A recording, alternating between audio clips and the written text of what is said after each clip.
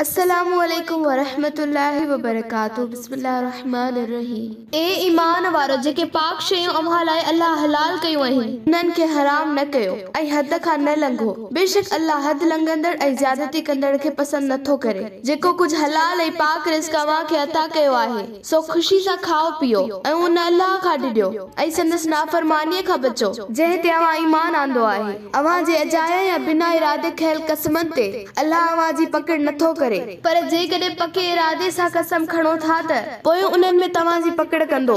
अहिड़नि कसम भञण जो कफ़ारो या ॾंड 10 मिस्कीननि खे विच थरो खाधो खाराइणो आहे जेको अव्हीं पंहिंजे अयाल या घर वारनि खे खारायो था, या उन्हनि खे कपड़ा ॾियण या हिकु गुलाम खे आज़ाद कराइण आहे। ऐं जंहिंखे उहा वुसत या ताक़त न हुजे त पोइ 3 ॾींहं लगातार रोज़ा रखे ऐं उहो कफ़ारो आहे तव्हां जे कसमनि खणण जो।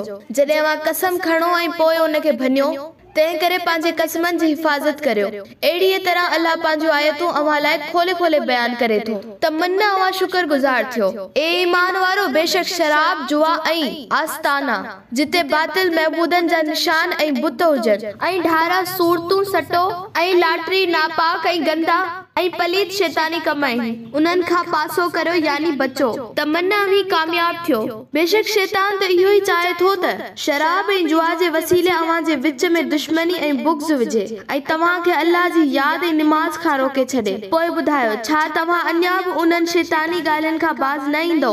ऐं अल्लाह जी अताअत करियो ऐं रसूल जी अताअत करियो ऐं नाफरमानी खां बचो। जेकॾहिं तव्हां अल्लाह ऐं संदसि रसूल जे हुक्मनि खां मुंहुं मोड़ियो त पोइ यादि रखो त असां जे रसूल ते फ़क़त पैगाम पहुचाइण जी पधरी ज़िमेवारी आहे। अक़ीदे ऐं अमल जे मैदान में सुरख़रू थियण तव्हां जो कमु आहे। पोइ जिन माण्हुनि ईमान आंदो ऐं नेक कम करण लॻा उन्हनि जेके अॻु खाधो पीतो हो उन जो मथनि गुनाह न आहे। जॾहिं अॻिते लाइ हू परहेज़गार थिया ऐं ईमान आंदाऊं ऐं नेक कम कयायूं ऐं नाफरमानीअ खां बचिया, ईमान ते कायम रहिया ऐं वधीक परहेज़गार थिया ऐं सुहिणे रविश इख्तियार कयायूं ऐं अल्लाह अहिड़नि भलारनि ऐं नेकोकारनि सां मोहबत कंदड़ आहे।